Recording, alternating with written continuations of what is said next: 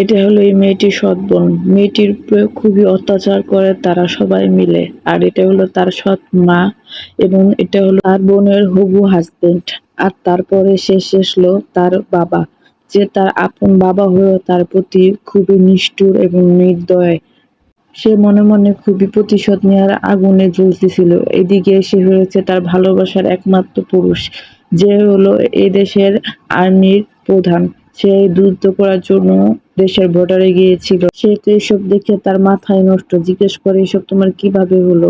সে কিছু বলে না। তখন সে তাকে কোলে করে নিয়ে বাসায় চলে এসে এদিকে সবাই অপেক্ষা করতেছিল সেনাপ্রধানের বউ দেখার জন্য, কিন্তু বউ দেখে তো সবার চোখ কপালে।